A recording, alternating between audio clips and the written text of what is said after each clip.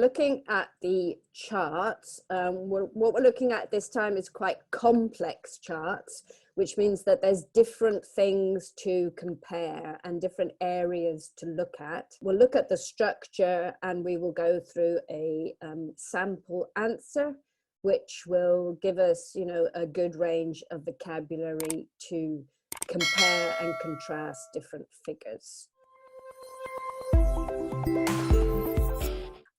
Just to begin with, we're going to do some true-false statements because there are sometimes some misconceptions out there about the task one for the academic. So we're just going to make sure we're all on the same page.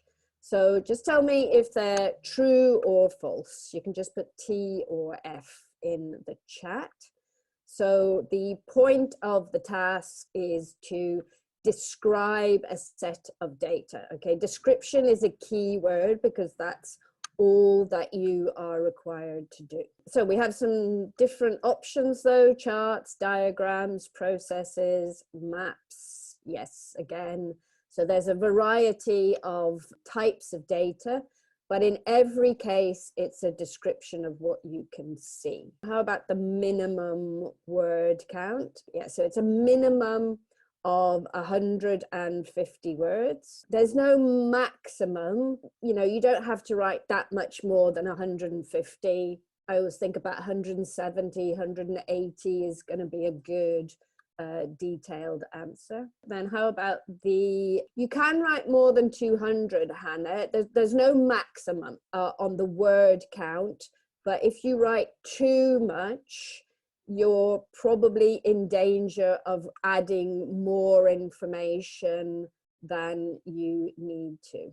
So yes, this is false. So you should keep to 20 minutes for the task one. It's just a guidance, okay? You have the hour to do both of them. You really need that 40 minutes for the task two. It's longer, it's more difficult, and it's worth more marks. And to be honest, if you can get it done in 15, then you've got even more time for your task two.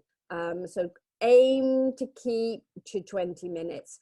It's a good question, Nargis. To be honest, it really doesn't matter, but if you would feel more comfortable starting with the task two and you've done that, then that can be a good thing to do.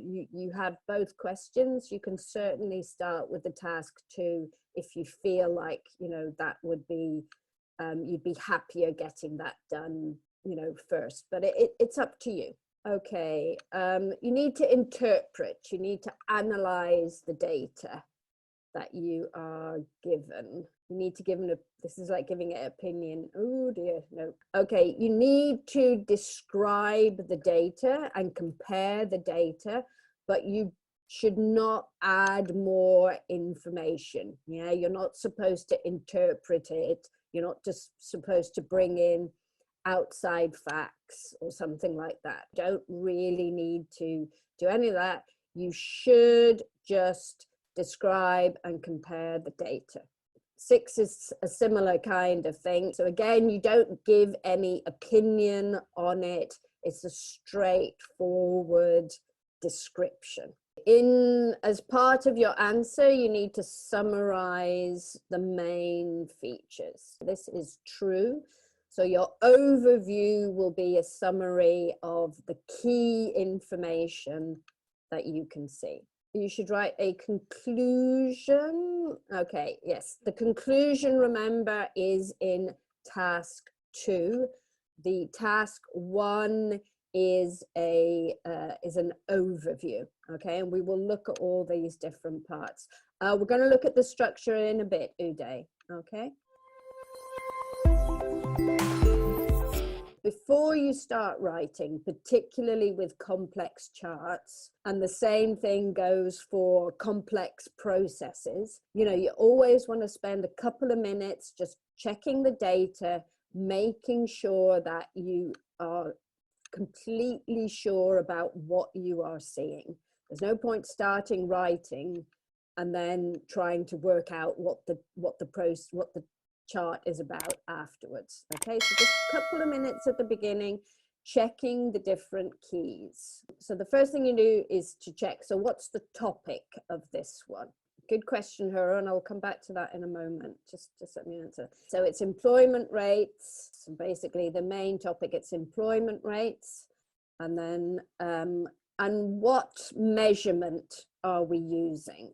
What measurement are we using here? Yeah, percentage. Okay. Do pay attention to that. It's amazing the number of people who get the measurement wrong. They put percentages when it's thousands or thousands when it's percentages. So, you know, it's worth making sure you've got that right. So some of you already started answering this. So we're comparing different things here. So what are we comparing? So we've got 2 years that we're comparing, 95 and 2005. We're comparing genders, and we're also comparing countries. So we've got 3 different comparisons going on here. Okay, countries. Do we have a change over time? Do we have a comparison? So we have the 2 different years.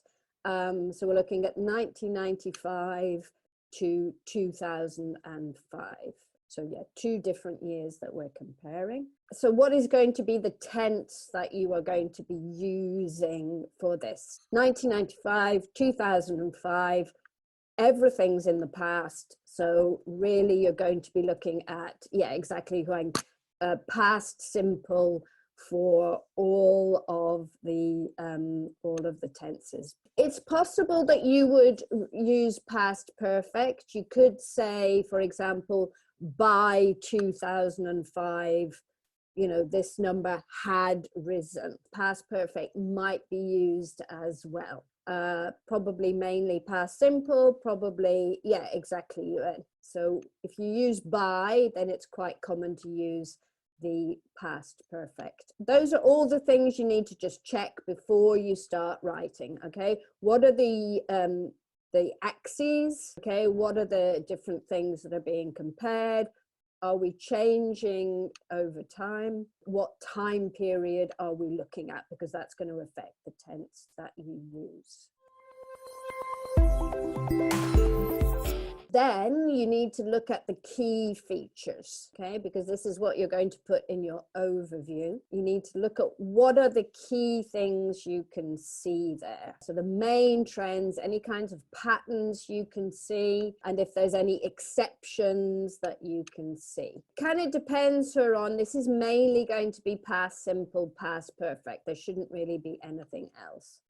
So we've got a few different things there, as you've said. So we've got we've always got more males than females. Are we looking at an increase or a decrease over the years? An increase, and that is all the figures. So that's a very important thing to highlight, because every single country, both male and female, we're seeing an increase there. Any high or low points you could pick out here? So we've got the highest point is the males in Iceland. Any other? New Zealand has the lowest figure for females. Good. So always good to look at the biggest numbers and the smallest numbers. Any major differences? I think we looked at this one before. Let's go across the board.